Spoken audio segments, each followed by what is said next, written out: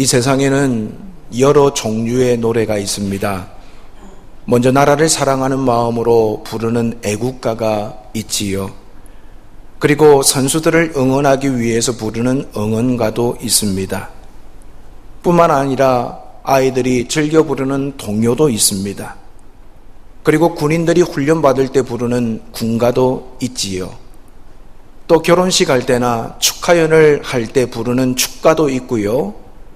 슬플 때, 어려울 때 부르는 애가도 있습니다. 우리는 살아가면서 많은 노래들을 부릅니다. 그런데 여러분들은 지금 어떤 종류의 노래를 부르고 계십니까? 아마 우리 가운데 슬픔으로 가득 찬 애가를 즐겨 부르는 분은 아무도 없으실 겁니다. 왜냐하면 즐거운 노래, 축가를 부르면 그 노래를 통해서 우리에게는 웃음과 기쁨이 가득하게 됩니다.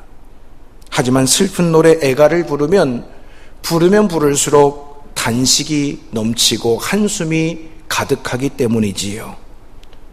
그런데 오늘 우리가 읽은 본문 말씀에 보면 이 땅에 있는 수많은 노래들 가운데 애가를 자주 불렀던 한 선지자를 만나게 됩니다. 그는 우리가 잘 아는 에스겔 선지자입니다. 우리가 아는 것처럼 에스겔 선지자는 원래 제사장 가문에서 태어났습니다. 그런데 25살이 되던 때에 바벨론 제국의 포로가 되어서 짐승처럼 그발 강가로 끌려오게 됩니다. 본인의 생각과는 다르게 에스겔 선지자는 머나먼 이국 땅 가운데에서 절망 가운데 살아갈 수밖에 없었습니다. 하지만 포로로 끌려온 지 5년이 지났을 때 하나님께서 에스겔을 친히 찾아오셨습니다. 그리고 그를 선지자로 세우셨습니다. 그런데 어느 날 하나님께서 에스겔에게 나타나셔서 명령을 하십니다. 오늘 1절, 2절 말씀에 보면 너는 이스라엘 고관들을 위하여 애가를 지어 부르라 라고 말씀합니다. 왜 하나님께서는 에스겔 선지자에게 축가를 불러라, 응원가를 불러라 이렇게 말씀하지 않으시고 슬픈 노래, 애가를 부르라고 말씀하셨을까요? 우리는 그 이유를 본문에서 발견할 수가 있습니다. 10절 말씀에 보면 내 피의 어머니는 물가에 심겨진 포도나무 같아서 물이 많음으로 열매가 많고 가지가 무성하며 라고 기록하고 있습니다. 지금 에스겔은 누구에 대하여 노래를 하고 있습니까? 내 피의 어머니, 어머니를 노래하고 있습니다. 그런데 여기서 어머니는 에스겔을 낳아준 육신의 어머니가 아닙니다. 지금 성경이 이야기하고 있는 어머니는 바로 남쪽 유다 왕국을 의미합니다. 하나님은 남쪽 유다 왕국의 모습이 본래는 어떠했다고 말씀하십니까? 오늘 물가에 심겨진 포도나무 같았다라고 말씀하고 있습니다. 우리는 시편 1편을 즐겁게 암송합니다. 그 덕분에 물가에 심겨진 나무가 어떤 특성을 가지고 있는지를 잘 알고 있습니다. 여러분, 물가에 심겨진 나무는 극심한 가뭄이 찾아와도 말라 죽질 않습니다. 그 뿌리가 항상 물에 젖어 있기 때문에 철을 따라 열매를 맺습니다. 그 잎사귀가 마르지 않습니다. 여러분, 얼마나 아름답고 복된 모습입니까?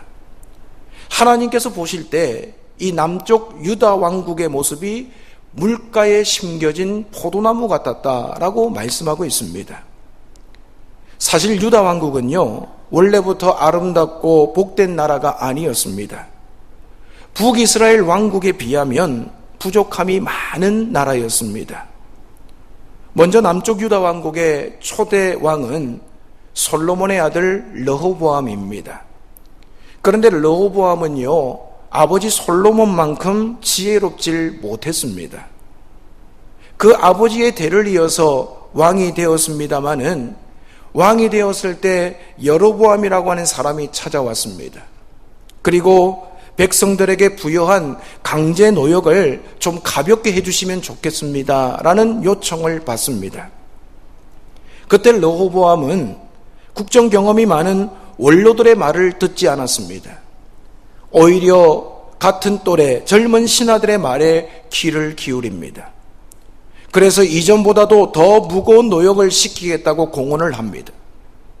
채찍이 아니라 우리 아버지는 채찍으로 백성들을 다스렸다면 나는 전갈로 당신들을 다스리겠다고 음포를 놓습니다. 그러자 한순간에 백성들의 마음이 르호보암을 떠나버렸습니다. 자비를 베풀 줄 알았는데 오히려 더 혹독하게 백성들을 다루겠다고 하니까 그 왕에게서 백성들의 마음이 떠나갔던 겁니다.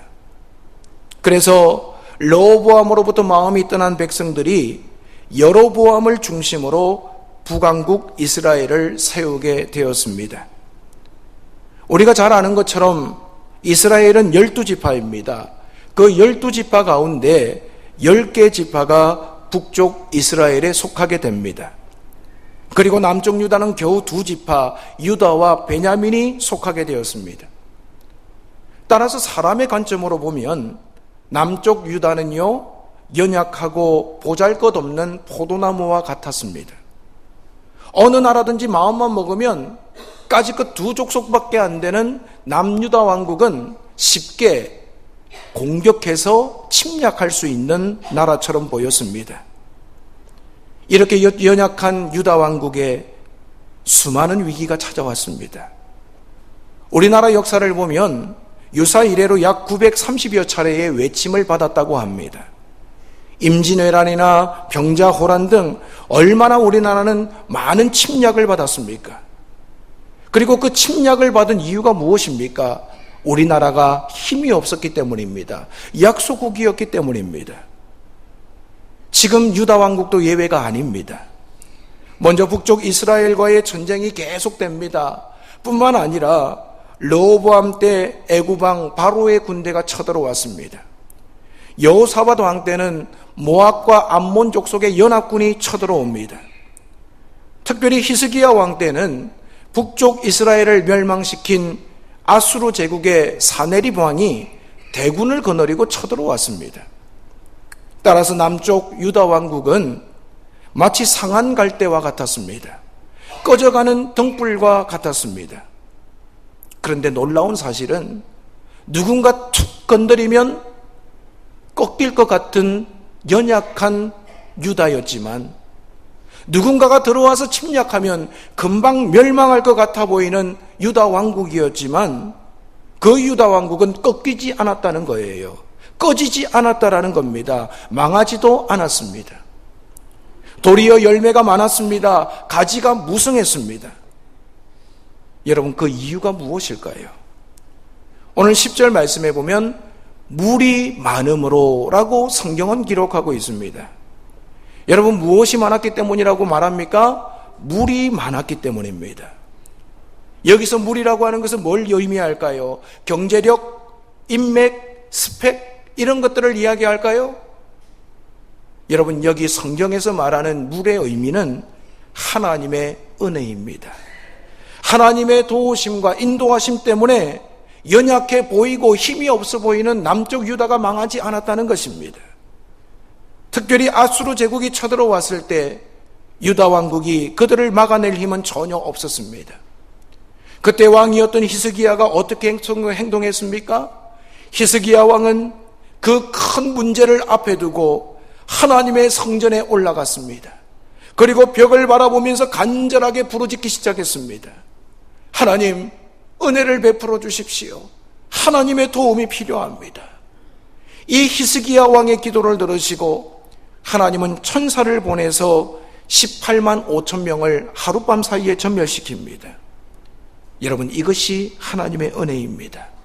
사람의 생각으로는, 사람의 상식으로는 도저히 이룰 수 없는 일이지만 되게끔 하시는 것이 하나님의 은혜입니다.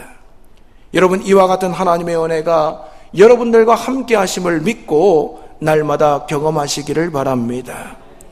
이처럼 하나님의 은혜가 함께 할 때 유다 왕국의 모습은 어떻게 되었다고 했습니까?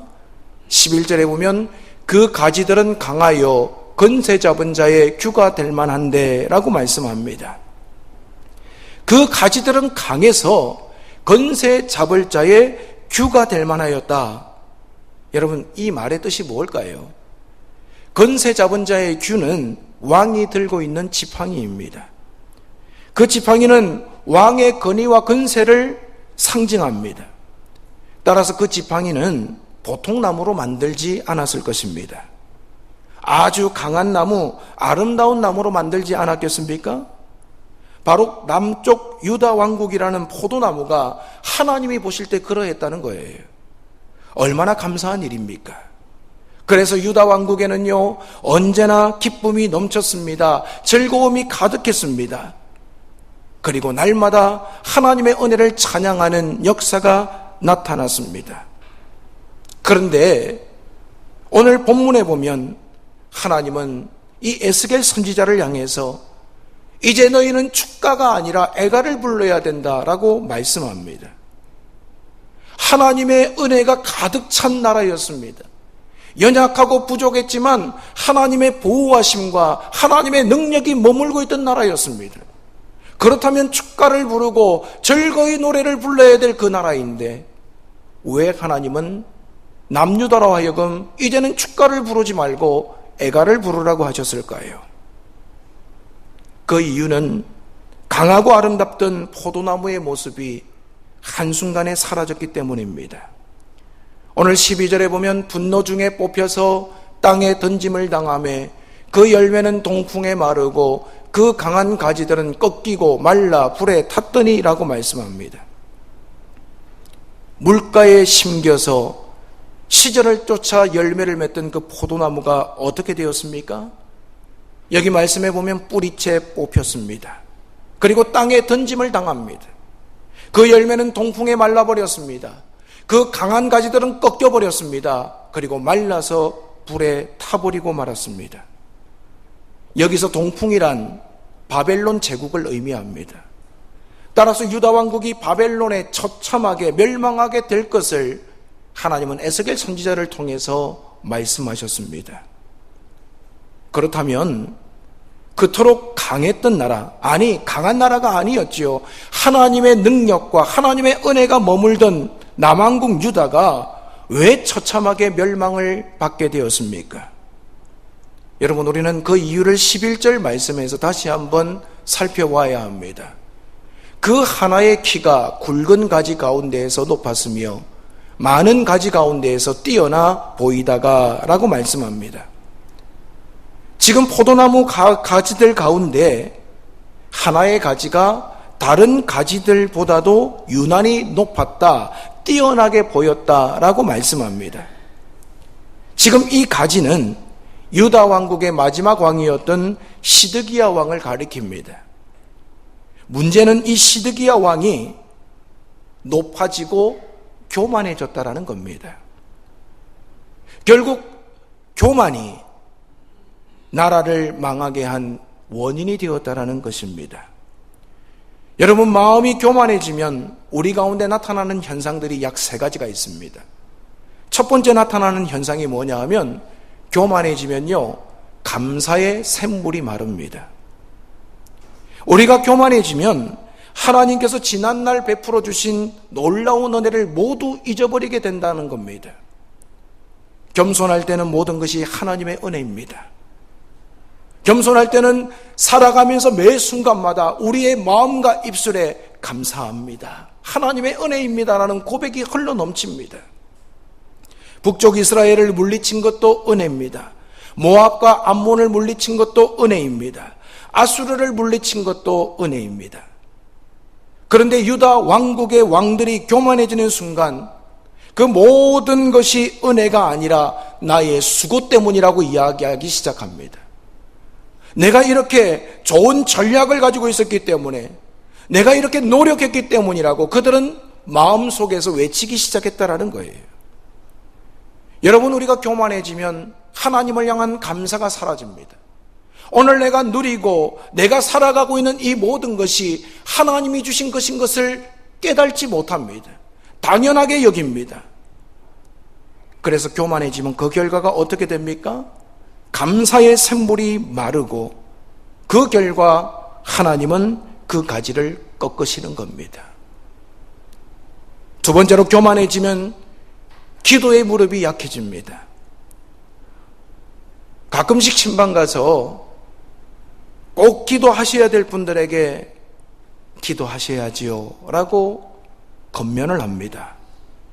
그러면 이런 이야기를 합니다. 아이고 목사님, 지금 바빠가지고 기도를 못합니다. 피곤해서 기도를 못합니다. 여러분, 진짜 우리가 바빠서 기도를 못할까요? 우리가 피곤해서 기도를 못할까요? 여러분, 말씀의 원리를 깊이 깨달다 보면 기도하지 못하는 이유가 뭐냐? 교만하기 때문입니다.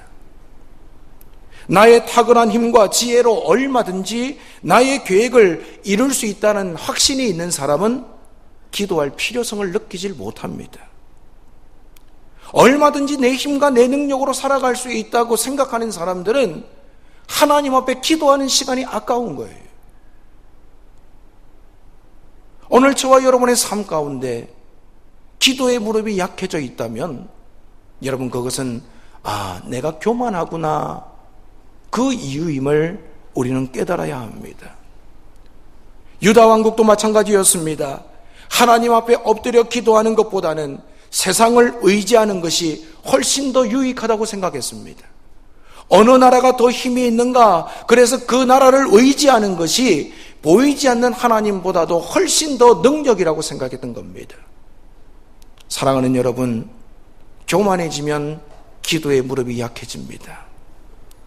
마지막으로, 우리가 교만해지면 순종의 땀이 사라집니다. 나도 모르게 교만해지면 하나님이 가라고 지시하신 길보다는 내가 택한 길을 가려고 합니다. 내가 계획하고 내가 목적하는 그 길이 훨씬 더 좋아 보이고 아름답게 보입니다. 유다의 왕들도 하나님께서 지시하시는 길로 가는 것을 철저히 거부했습니다. 이처럼 유다 왕국이 교만한 마음을 가졌기 때문에 그들은 멸망의 길을 자초하게 된 것입니다. 그래서 하나님께서는 에스겔 선지자에게 슬픈 애가를 부르라고 말씀하셨던 것입니다. 그렇다면 오늘 저와 여러분의 모습은 어떠하십니까? 혹시 유다 왕국의 왕들처럼 교만하지는 않으십니까? 그래서 혹 여러분의 삶 가운데 가장 슬픈 노래를 부르고 있지는 않으신지요? 내가 지금 교만한지 겸손한지를 알기 위해서는 우리는 세 가지를 점검하시면 됩니다. 먼저는 감사의 샘물 수위가 어느 정도인지 살펴보시면 됩니다. 사실 곰곰이 생각해 보면 하나님의 은혜가 아닌 것이 하나도 없습니다. 그런데 감사의 샘물 수위가 점점 더 높아지고 있는지 아니면 낮아지고 있는지 살펴보십시오. 하루를 살아가면서 여러분들은 얼마나 모든 것이 하나님의 은혜임을 고백하면서 살아가고 계신지 한번 체크해 보면 내가 교만한가 겸손한가 단번에 알 수 있을 것입니다. 두 번째 체크할 상황은 뭐냐? 기도의 무릎이 점점 강해지고 있는지 약해지고 있는지를 살펴보시면 됩니다. 오늘 하나님 앞에 점점 더 가까이 나아가고 있다면, 하나님 앞에 점점 더 의지하고 있다면 여러분들은 하나님 앞에 겸손한 삶을 살아가고 있는 겁니다. 하지만 기도의 필요성을 느끼지도 못하고 기도의 필요성을 알고 있지만 실천하지 못한다면 아직도 여러분들은 하나님 없이 살만하다고 행동하고 있는 것입니다. 예수 믿는 것은 받은 증거 많도다. 우리는 날마다 그렇게 찬송하고 있지 않습니까? 예수님을 믿음으로, 예수님을 의지함으로 우리의 삶에는 놀라운 은혜와 기적의 역사가 가득하게 됩니다. 그런데 그 예수님을 의지하기보다는 주변 사람들, 물질, 내 능력을 의지하면서 살아가고 있다는 것은 내가 교만하다라는 증거입니다. 세 번째, 우리가 체크해야 될 것은 순종의 땀을 살펴보시면 됩니다. 오늘 내가 얼마나 하나님 앞에 순종하고 있는가? 때로는 내 생각과 내 상식에 어긋나지만 하나님의 말씀이기 때문에 내가 그 길 가겠습니다. 이 순종의 땀이 오늘 우리 가운데 가득하기를 바랍니다. 오늘 하나님의 말씀을 들으면서도 우리 마음속에는 하나님의 말씀을 평가합니다. 저걸 해야 될 것인지 말아야 될 것인지 계산을 합니다. 이해득실을 따집니다. 그런 사람들은 겸손하지 못한 사람입니다. 교만한 사람입니다. 저도 이 말씀을 준비하면서 내가 참 교만하구나. 하나님의 말씀이라면 그 말씀에 순종하는 것이 우리의 본분인데 그렇게 살아가지 못하고 있구나라는 것을 처절하게 회개했습니다. 주님이 가라 하시면 가면 되고 서라 하시면 서면 되는 것이 우리 인생입니다. 하나님은 좋은 것 주시는 하나님이십니다. 우리를 복의 길로 인도하시는 하나님이십니다. 그 하나님의 음성을 잘 들으면 우리가 가시밭길을 걸어갈지라도 고통의 터널을 건널지라도 그곳에 하나님께서 능히 감당케 하시는 은혜가 있을 줄로 믿습니다. 뿐만 아니라 그 상황 가운데 하나님께서 끝내는 승리케 하시는 풍성한 열매가 나타날 줄로 믿습니다. 그런데 우리는 그 하나님을 의심할 때가 많아요. 하나님의 말씀보다는 내가 가지고 있는 경험을 앞세울 때가 많다라는 거예요. 그래서 순종의 땀을 흘리지 않으려고 할 때가 많습니다. 그것은 교만입니다. 사랑하는 성도 여러분, 오늘 에스겔 선지자가 유다 왕국을 향하여 애가를 부르는 모습을 보았습니다. 왜냐하면 그들의 모습이 처음에는 물가에 심겨진 포도나무 같았습니다. 하지만 나중에는 처참한 모습으로 멸망했기 때문입니다. 혹시 그 유다 왕국의 모습이 나의 모습은 아닌지 돌아보시기 바랍니다. 우리를 물가에 심겨진 포도나무와 같이 하나님께서 심어주셨는데 내가 교만해져서 모든 열매도 없고 처참한 모습으로 멸망당하는 인생이 되지 않기 위해서는 항상 겸손함으로 하나님 앞에 세워지고자 노력해야만 합니다. 우리 안에 있는 교만한 마음을 버리시기 바랍니다. 겸손한 마음으로 하나님께서 주신 은혜에 감사하시기를 바랍니다. 기도의 무릎을 강하게 하십시다. 그리고 수고의 땀이, 그리고 순종의 땀이 마르지 않는 우리 모두가 되도록 힘써 서로를 격려하며 세워지시기를 바랍니다. 그래서 저와 여러분의 삶이 물가에 심겨진 포도나무와 같이 날마다 시절을 따라 열매를 맺고 그 잎사귀가 파릇파릇하고 선한 영향력을 발휘하는 복된 삶이 되었으면 좋겠습니다. 그래서 날마다 축가를 부르고 하나님을 높여드리는 찬양의 삶이 되었으면 좋겠습니다. 하지만 교만하면 그 뿌리가 뽑히게 되고 마르고 불타게 되어버릴 것입니다. 오늘 축가를 부를 것인지 애가를 부를 것인지 그것은 우리가 교만하냐 우리가 겸손하냐에 딸려 있습니다. 일평생 주님이 부르시는 그날까지 초심을 잃지 아니하고 하나님 앞에서 겸손함으로 저와 여러분의 삶이 풍성한 열매 맺고 아름다운 노래를 찬양하는 우리 성도님들이 되시기를 주님의 이름으로 축원을 드립니다.